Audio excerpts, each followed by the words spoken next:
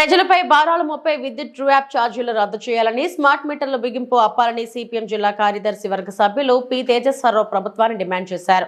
ప్రజలపై విద్యుత్ భారాలు వేయవద్దని, విద్యుత్ స్మార్ట్ మీటర్ల బిగింపు ఆపాలని కోరుతూ సిపిఎం ఆధ్వర్యంలో ఎచ్చర్ల విద్యుత్ సబ్స్టేషన్ ఎదుట ధర్నా నిర్వహించారు. ఈ సందర్భంగా ఆయన మాట్లాడుతూ రైతులు, కార్మికులు, ప్రజల పాలిట ఉరితాళ్లుగా మారనున్న విద్యుత్ స్మార్ట్ మీటర్లు బిగింపు ప్రక్రియను తక్షణమే నిలిపివేయాలని డిమాండ్ చేశారు. విద్యుత్ స్మార్ట్ మీటర్స్ కు వ్యతిరేకంగా ప్రజలంతా ఐక్యంగా ఉద్యమించాలని పిలుపునిచ్చారు. తెలుగుదేశం కూటమి ప్రభుత్వం అధికారంలోకి వచ్చిన తర్వాత జిల్లాలో ప్రభుత్వ కార్యాలయాలకు ముందుగా ప్రీపెయిడ్ స్మార్ట్ మీటర్లు బిగిస్తున్నారని అన్నారు. ప్రస్తుతం చిన్న మధ్యతరగతి వ్యాపార సంస్థలతో సహా అందరికీ స్మార్ట్ మీటర్లు పెడుతున్నారని, నివాస గృహాలకు మీటర్లు పెట్టడానికి సన్నాహాలు చేస్తున్నారని అన్నారు.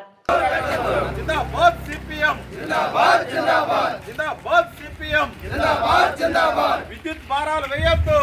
మనం రీఛార్జ్ చేసుకుంటే మొబైల్ ఫోన్ ఏ రకంగా అయితే రీఛార్జ్ చేస్తామో ఆ పద్ధతిలో 1000-500 రూపాయలు మనం రీఛార్జ్ చేసుకుంటే ఎన్ని యూనిట్లు అయితే వాడతామో అంతవరకు కరెంట్ వస్తుంది.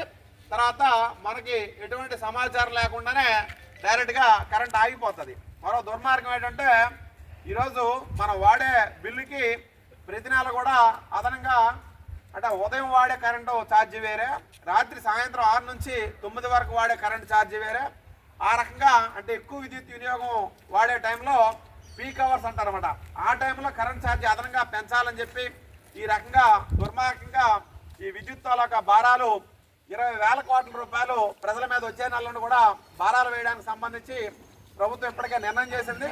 దానివల్ల ఇప్పటికే ఆయిల్ అలాగే పప్పులు ఉప్పుల ధరలన్నీ కూడా ఆకాశాన్ని నడుతున్న నేపథ్యంలో ధరలను అదుపు చేస్తామని చెప్పి హామీ ఇచ్చి ఈరోజు అధికారంలోకి వచ్చినటువంటి కేంద్రంలో బీజేపీ ప్రభుత్వం కానీ రాష్ట్రంలో కూటమి ప్రభుత్వంగా రెండు కూడా ఏంటంటే